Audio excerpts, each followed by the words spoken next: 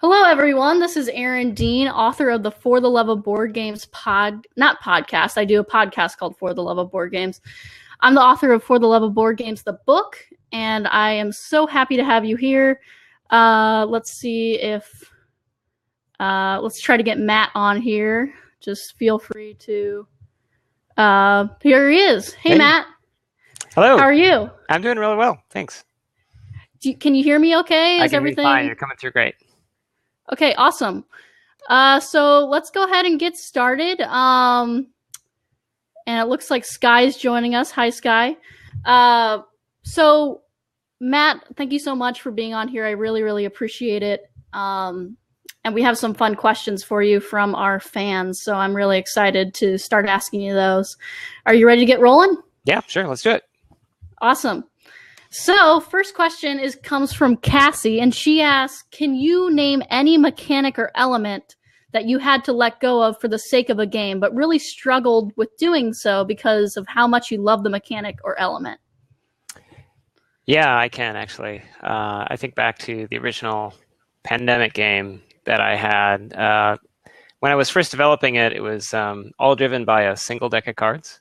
So for those of you who played the game, right now there's two decks. There's an infection deck and a player deck. When I first was developing, it was all in one deck of cards, and I was really proud of that because it was efficient, and I thought it was innovative that you could do so many things with one deck of cards. The problem was every time people played the game, they would screw things up. They would discard, because you had to discard two different discard piles. And no other game has a single draw pile and two different discard piles. And so I watched player after player after player screw that up.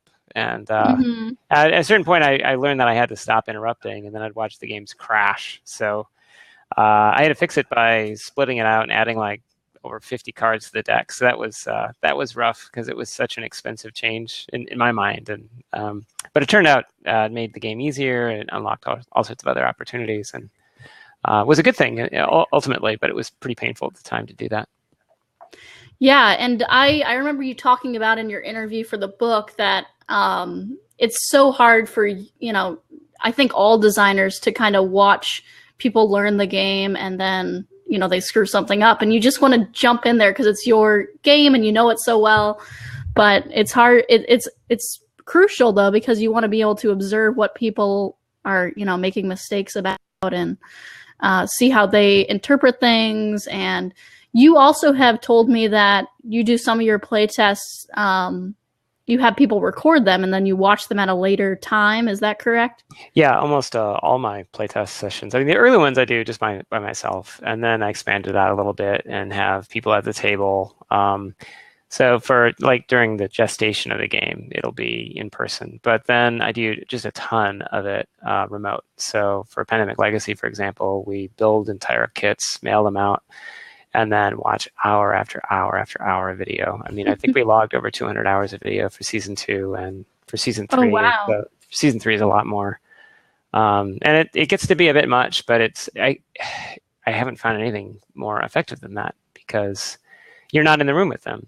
They're playing naturally, and you get to see how they behave. And cooperative games especially are great because everybody's talking all the time, so you have this like window into their minds. Right. I'm not sure how effective it'd be for like a game like chess, where you're just watching people just stare at the screen, moving pawns. Yeah, but for co-op games, it's just amazing. And so, and you can I say we because this is Rob Davio and I have been doing this for a while. I have big logs where we just track observations and errors and issues and bugs and ideas and have timestamps and so on. So we've got these massive spreadsheets of data that we then take and turn it into punch lists, like to-do lists for the next round. Package that up, mail that out. So that's a big part of the process. Awesome. And I just saw this cool feature where you can actually add the question while we're talking about it. So this is the one we just talked about. So let's go on to the next question. Can you comment on the trend that games with large amounts of miniatures are selling point being a popular and welcoming thing on Kickstarter, while these games may not be so well designed in terms of other aspects like mechanics, balance, and other playing experience? Yeah, I don't know how much insight I can add to this. I've noticed that myself. I'm not a big consumer of those products, and I don't design them per se. I've just kind of observed it. I mean, I think they're playing to their strengths in that, it's a tabletop game and they've got physical elements. So that's one of the things that tabletop does well, right? You've got all these kind of components that you can pick up and feel and touch and all that, things that digital games can't. For me, it's the social stuff that's most important. You're sitting across the table, like connecting with other people. So having like these really fancy props is fine, but it's not the core of why I'm into the games. So I don't know. We'll have to see. Maybe we'll see some consolidation or people really looking for more quality after they get burned out on all these different mini games. That I think it's easier to create them when they're basically just taking a lot of systems and locking them together with high quality components and putting a label on it. I don't know how long will last. Yeah, it'll be interesting to see how that pans out. Because so many people, I think, gravitate towards games with really high quality components, including miniatures. But honestly, what matters, bottom line, is does the game play well? And that's something that designers should focus on and publishers should focus on the most, in my opinion. Well, I mean, it's a side effect, like the miniatures show really well on Kickstarter, and so you make that buy, and then you wait, I don't know, 6 to 12 months until the game shows up, and by then you already paid for it, so you don't know, that connection between the quality of the play experience and the purchasing decision are so divorced that it's a little different. It is. So let's go to our next question. Yan asked, what would you advise people who want to try themselves at designing games? So basically, what would be your kind of top tips for people who are trying to get into designing games?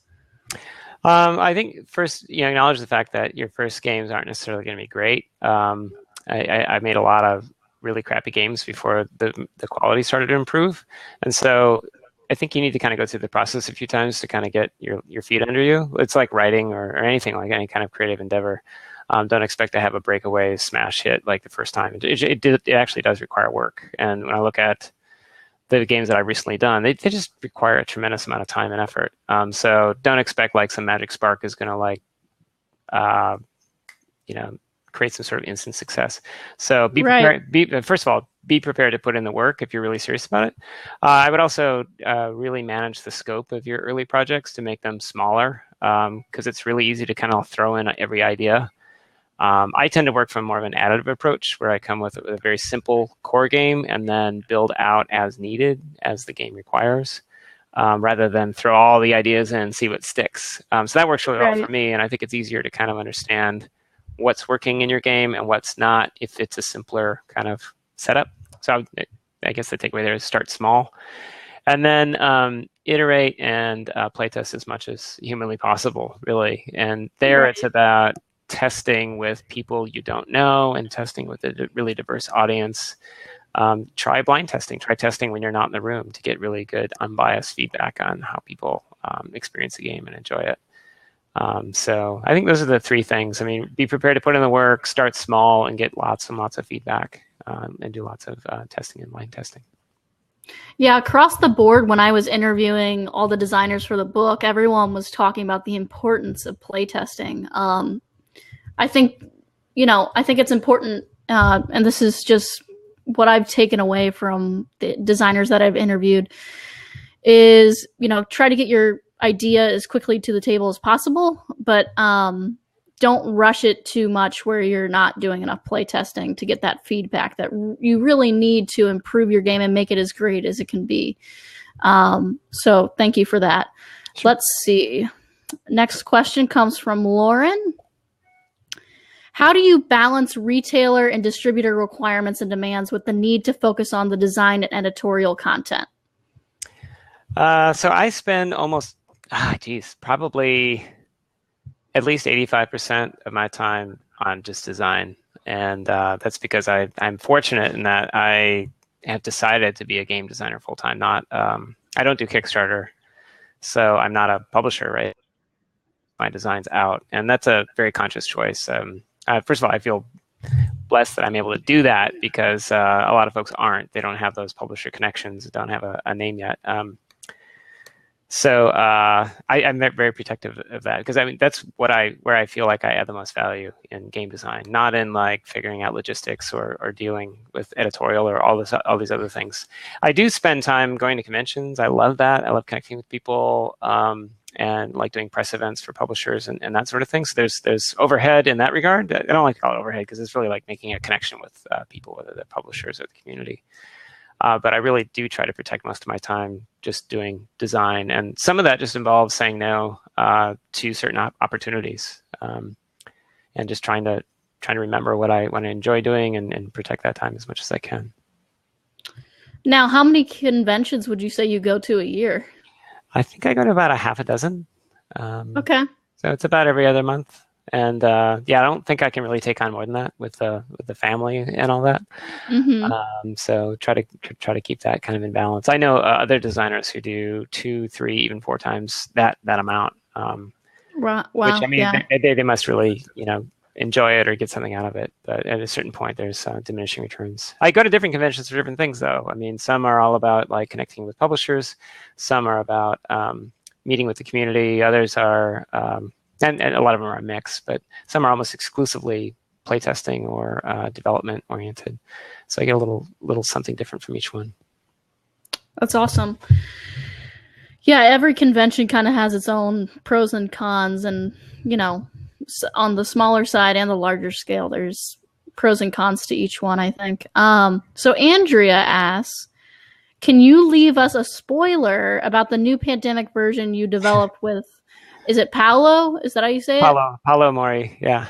Yeah, you've been working with him, it sounds like, and he's well known in Italy for re-implementing his games mechanics from old Italian tradition with a modern spin.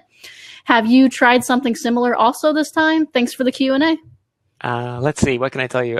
So I worked with Paolo last year. We worked together for about 9 months, had a really good time. We're working on we finished a Pandemic Survival Series game, and those are always set in a different country. So we did Pandemic Iberia, set in Spain and Portugal, etc. And then the one in Amsterdam, Rising Tide. And these are all locations where the Pandemic Survival Series takes place. So this year, the Pandemic Survival Series will be, or the Pandemic Survival Championship, World Championship, will be in Lucca, Italy. So I, pulled out the little Rolodex and looked for game designers from Italy. And Paolo jumped right to the front because he has such a great reputation, and he was really wonderful to work with. So we bounced around a couple of ideas about how Pandemic could tie into Italy somehow. And we haven't announced it yet, so I can't right now. I can tell you it's tied in Italy, and I think it's my favorite of the series so far. Oh, wow. And yeah, I had a really good time working with the development team on it as well. They researched the artwork really well. So I think it's coming out in November. The Lucca event will be early November, so I'd expect to see something soon regarding that. Awesome. Now, what are some of Paolo's really big games? That name, I know I've heard it before, but I can't. Oh yeah, you're gonna put me on the spot, and I'm gonna totally fail to remember. Doesn't he do like? Oh gosh, because I think I looked him up when researching designers for my book, but I couldn't find a contact source for him. So yeah, I'm trying to remember. So I just gave one of his games to one of my good friends for Christmas. And I can look at it. Yeah. That's awesome. Yeah, I know he has designed some. I mean, I think it was even in the top 10 or top 100 board games on Board Game Geek. But I'm doing everything I can to resist searching on BGG right now. Yeah, well, we'll have to. Someone in the chat will have to tell us what he's. Oh, Ethnos. That's it, Ethnos. Yeah. Dogs of War, Libertalia. Okay, yeah, big ones. Of his collection, I played Ethnos several times and enjoyed it a lot. And guys, everyone who's watching, thank everybody. Thank you to everybody in the community for. Yes, thanks. Thank you for saving us. If you have any questions, be sure to leave it in the chat or the Q&A. We have some more to go through, but yeah, start asking some questions. So next question, Bart asks, how much time and number of plays do you require from playtesters before a game like Pandemic is ready for release? You kind of mentioned this before, but and he also says, I'm amazed how your games balance asymmetric game elements. Let's see. So it varies. I've gotten faster. Pandemic took about 3 years to Oh, wow. develop. Yeah, and even that was kind of incremental. I did the first 4 roles, so the researcher, scientist, and I'm trying to think which 4 they were. The operations expert, and so basically all of them except the dispatcher were in the base game. Then I got the contract signed, and then spent another little bit doing the dispatcher, and then Tom Lehman helped out with the additional 2 roles. So, that incrementally rolled into the pandemic. It wasn't all in one go. And that was quite a amount of time. Then worked with Tom on the brink and pulled in more roles. So when you're talking about the asymmetrical role design and so on, first of all, I had help. I had Tom is a great developer and great at balancing that sort of thing, and just a lot of time. Now, when I'm working on games, my typical development cycle is about 9 months to a year. Okay. Maybe around 10 months, something like that. And the number of playtests is it can be pretty considerable. So if you look at something like a Forbidden game, Forbidden Desert, Forbidden Sky, it's probably about a couple hundred playtests. Mole Rats in Space is a pretty simple kids game. Took me about 3 months to develop, and that was easily 120 plays. With the playtests, different groups, maybe about 24, something like that. So that kind of gives you a ballpark idea. The legacy games, those take a long time. The first one took about 15 months. The second one, about 16 months. This one is coming up on 2 years. Oh, wow. There are probably about 8 different rounds of playtests with 2 to 4 groups each time. So it's just a crap ton of playtesting. Yeah, I'm sure. I mean, and, you can always throw more at it too. I mean, those things are really complicated. Right, absolutely. So what specific questions do you ask your playtesters when you're playtest? I mean, like, you're not there.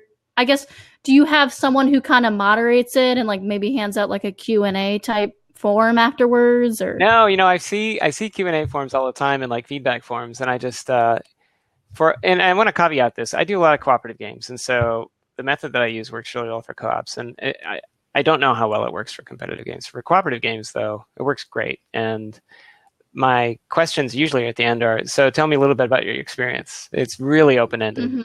And because most of everything that I need is in the video, I get to see where the emotional highlights are. I get to see where they're confused. I get to see where they're frustrated. I can see their body language. I can see, when they're screwing stuff up. I can see what bugs we got in the game. It's all there on the tape.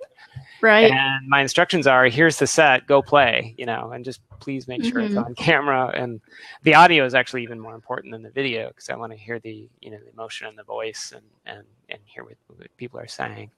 Or the frustration or whatever. Yeah, all of that. I mean, the video is really just about kind of like getting a sense of context, or sometimes you can catch errors like, oh, wow, they didn't discard a card. When are they going to discard that card? Or are they going to catch that? So sometimes you see errors in play in the video, but I think the audio has got to be like 3/4 of the value. Yeah. I mean, I feel like that would bring in a ton of information, just non-verbal cues even, too, while that's going on. Yeah. I mean, like if the phone comes out, it's just a kiss of death. You're like, oh my God. Yeah. That's probably the worst feeling ever. Give me an example of like one of the, I guess, from a third person kind of fly on the wall. Give me an example of a time you watched some playtester and like the worst feeling you had when watching that. Or oh yeah, I can remember when we were testing season 1. There was some turn of events that happened, and one of our playtesters just you could just see her collapse like into herself. Like she was so disappointed, almost hurt with the way the turn of events had happened, and it was a personal affront. And we're like, okay, we've got to go back and address this, because it's not, we don't want people with this sort of mindset to be affected like this, and right. with very minimal changes, we kind of repackaged things and reframed things and put it back together, and then we did another round. Everything was fine. Yeah, I mean, with these legacy games especially, we're working on all sorts of emotional arcs, and it's good to see that kind of play out. You're not gonna get that necessarily with your standard Euro game or a card game necessarily, but it works. It lends itself really well to these campaign style games, I think. That's great. So next question comes from Black Straw Games, and they're asking, can you talk a little bit about the latest hardware, tools, software, or web services you've been using lately in your prototyping and design coordination efforts? Yeah, sure. So I do a lot of remote design because I work out of my office in here, and I do a lot of co-designs with other people and work with development shops around the world. So I do a lot of remote work. Indispensable for me is Google Drive and Docs and Sheets. All those, basically they're sweet because everything's updated live all the time. It's all synced. So I sync all my files. So whenever I make an update to the prototype in Illustrator, it's synced on my machine with all my co-authors. So that's great. I use Illustrator for prototyping, basically all the drawing, and I use Sakoko, which is actually a communication software project that I designed back when I was working in the Valley. It's a remote communication tool with voice, video, chat, screen sharing. For some people, I'll do Skype, but really do like Sakoko because you can throw any number of people in there and switch channels effortlessly. And obviously, I know the product inside and out. What else? Those are probably the big three: Illustrator, Drive, and Sakoko. Okay. And which one would you say you use the most?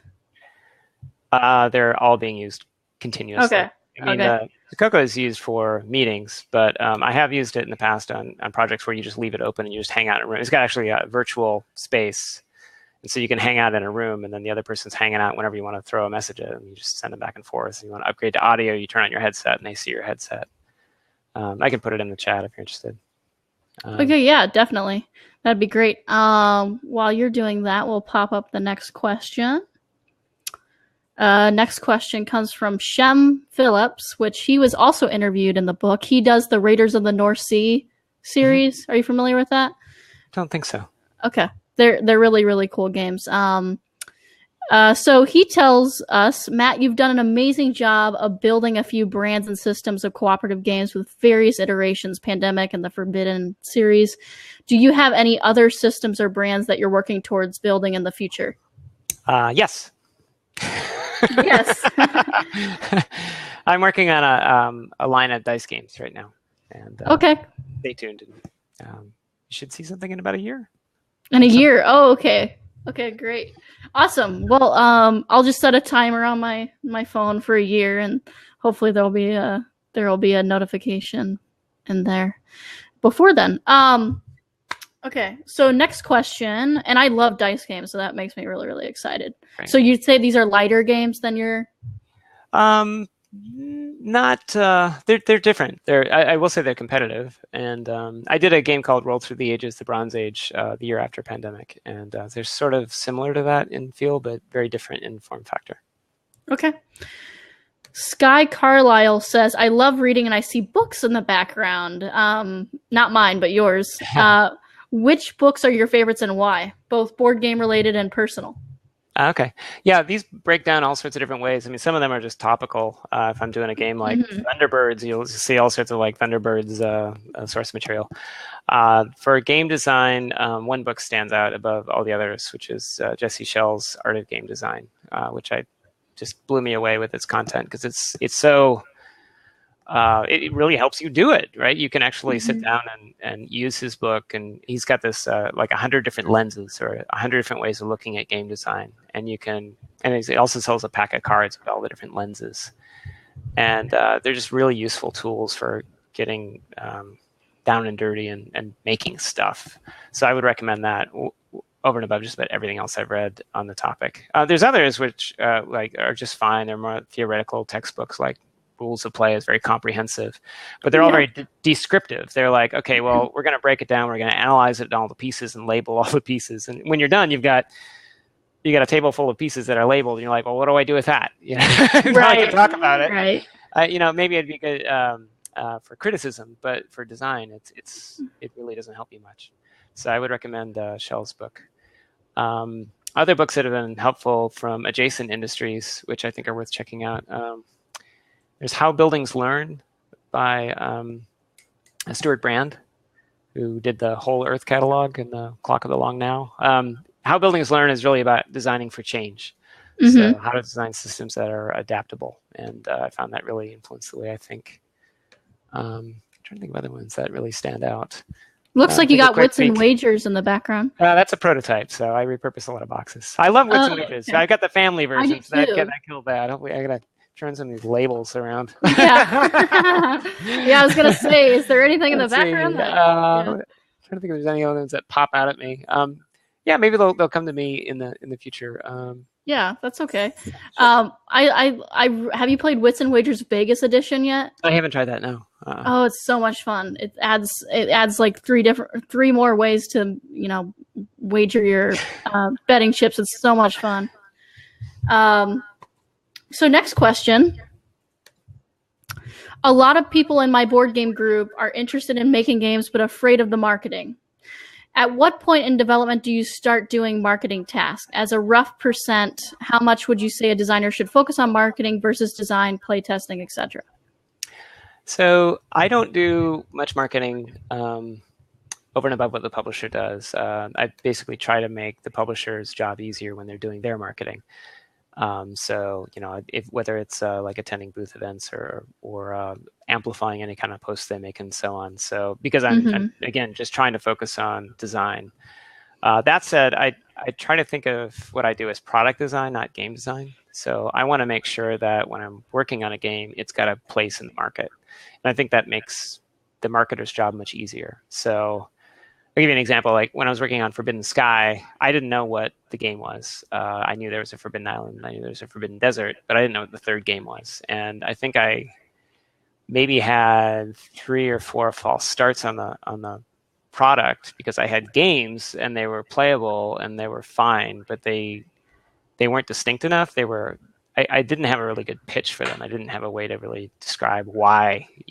What was the why? Why did you need this and not Forbidden, instead of, or in addition to Forbidden Desert, for example.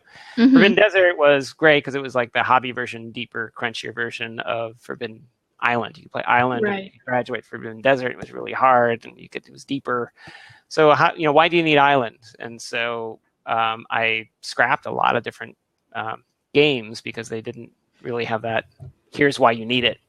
And so when the idea of the circuit that's involved in Forbidden Sky came up, and I work with a publisher, we were actually able to put electronic components in it. Then it was like, okay, this is something that's very different. You can explain and talk about why someone would want this over and above. And I think that's really important to think about from day one, like who's your audience for the thing? Because that makes the marketer's job a lot easier. So that's not really me working as a marketer. It's just trying to help create products rather than just games, because you can put together games pretty rapidly by just taking off the shelf component, mechanisms to kind of glue them together. But you also need that position in the market. That's awesome. Austin Baumgartner asks, have you incorporated any personal stories into your designs or your work? Oh, that's interesting. I've worked a lot of my family names, members of my family, into the examples of the rules. I'm trying to think of anything over and above that. I feel like that's always the cool thing you can do and say, hey, check out this page number 3 or in the rule book. Yeah, usually you can kind of work in some of that kind favoritism. Of yeah. I can't think of anything over and above that, really. That's okay. I have a few questions on my own. If anyone else has some more questions, feel free to leave it in the chat. We have about 10 more minutes. Let's see. What was it like before you started designing board games in your life? What was it? I mean, what has changed, and what was it like before you became this awesome game designer? Well, I was pretty young. I've been doing it since I was a kid, but I really only started doing it full time about just over 4 years ago.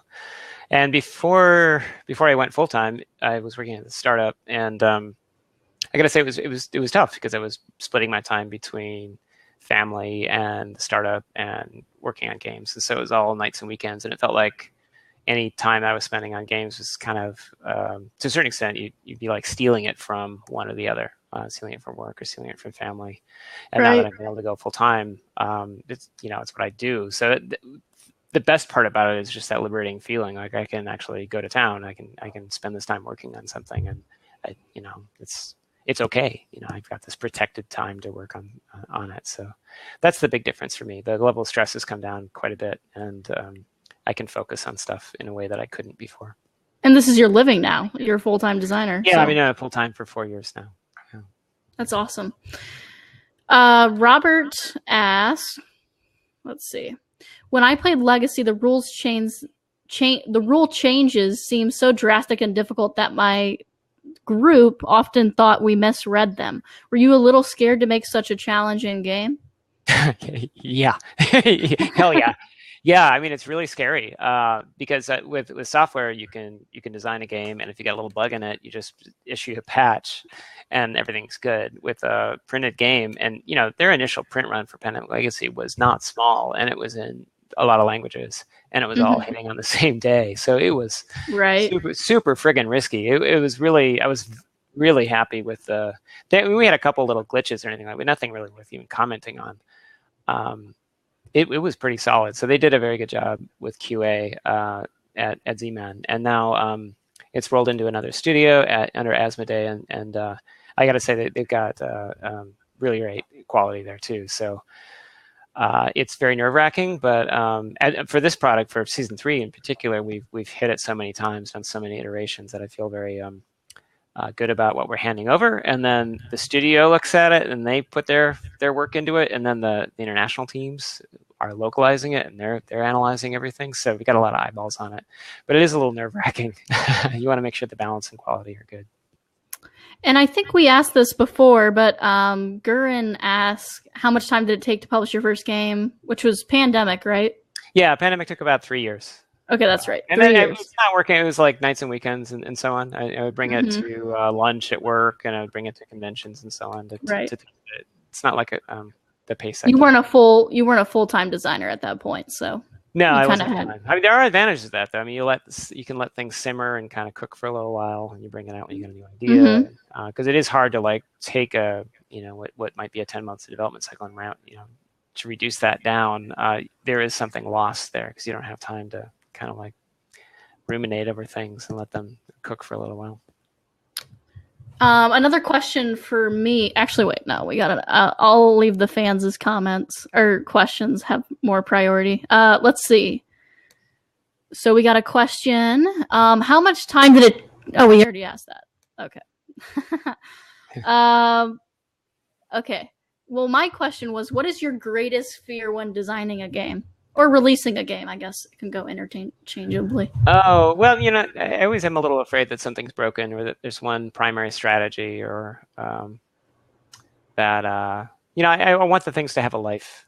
And right. So, yeah, I mean, for legacy games in particular, you don't want anything to be broken in them. And for the other games, that there isn't a dominant strategy or just one way to play where people dismiss it. I think those are probably the biggest ones that I'm concerned about. Ben asks, any thoughts on doing a competitive version of Pandemic? Or is it always going to be a co-op? Well, I think it'll probably always be a co-op. That said, there is a competitive tournament, which is quite fun to watch, where teams to compete against each other. So I think that's my preferred way to watch competitive Pandemic, because it's sort of like a co-op. Which team is the best, basically, right? In a duplicate bridge kind of scenario. Everybody's all the boards are the same at the beginning, and then they quickly diverge, and you can see who can tackle the problems the best. What are these tournaments taking, or where are they taking place at? They're around the world, so it's basically all the partners that Asmodee has, and they've got a lot of partners. And so, for example, in North America, or in the United States in particular, there's qualifying championships or tournaments within different states. And then they all feed up to a national tournament, and that's at Gen Con. And then the winner of the national one gets sent to the World Championship this year again in Lucca. And then the winner of the World Championship gets a 1 week vacation anywhere on the Pandemic map, all expenses paid. So that's oh cool. Wow, that's really cool. Yeah, that's awesome. So that's for 2 people. Yeah, I'm gonna have to study up and go to this competition and win that trip. That'd be awesome. Yeah, it's usually at least a couple dozen countries are there. That's awesome. Let's see. I'll do another question for me. Who would you say is your biggest role model in game design? I got a few. I mean, I've really been impressed with Kinesia really turning it into a business and really turning out really high quality product. Mm-hmm. So I've watched the way he's kind of like taking games, turning them into lines, and I mean, first and foremost, I think I've just really been impressed by his games and the breadth of design. Well, the sheer quantity, Yeah. the breadth of the different types of games he's done. I mean, Mm-hmm. everything from Tigris and Euphrates, which is one of my personal favorites, to modern Mm-hmm. art, to all over the board. I love Um, modern art. yeah, Karuba, not Karuba. Sorry, I meant El Dorado, Quest for El Right. Dorado. I like quite a Mm-hmm. bit. And then the high quality behind them, and then the way he's kind of been very professional about everything. But then from a quirkier design, more quirky design sense, Vlada Chvátil from CGE has always been.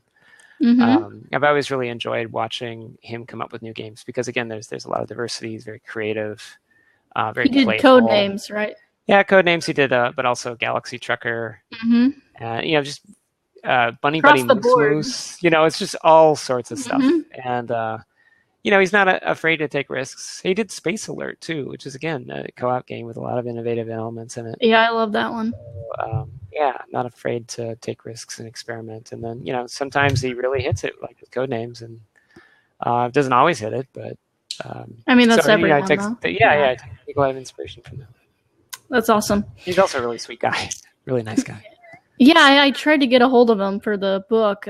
Maybe in part 2 we'll get him interviewed. Let's see. What is the main motivation for you when designing and tweaking games? Like, is it, so many people are going to be playing this game eventually, or is it more of a personal kind of motivation? Or That's a good question. I'm trying to think exactly where it comes from.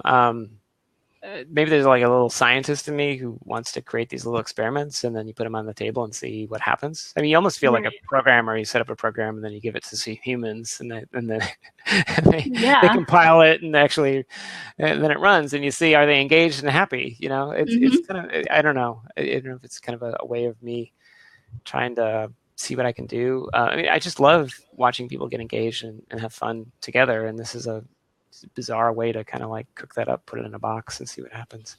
So it's something like that, I guess.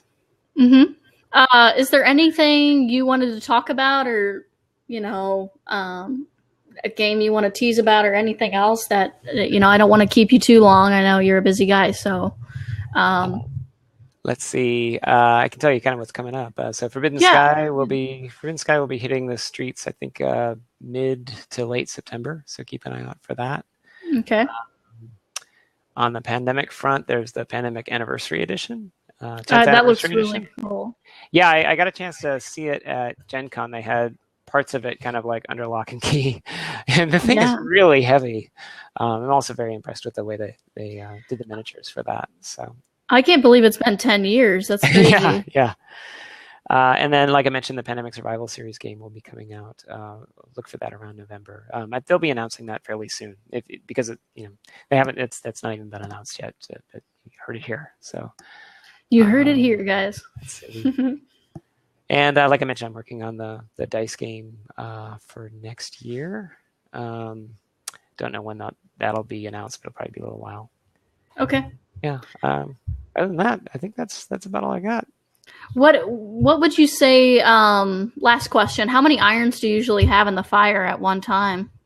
It's usually maybe about a half a dozen games at a time, or I should say products, some a varying size. So right now I'm wrapping up season 3, which is a very large project, starting another very large project, and then I've got that new line that I'm working on, and then there's always some new pandemic thing cooking. And then the Forbidden line is there as well, which is sort of on a longer lead time. So yeah, I've got a whiteboard, just kind of, it's got the little flow where things go from opportunities and ideas into designs, and you go through development and so on down the line. So it's been very good. It's been a nice way to kind of operate and be planning out years in the future rather than carrying around a big bag of prototypes and hoping I can find someone and some place to land the game.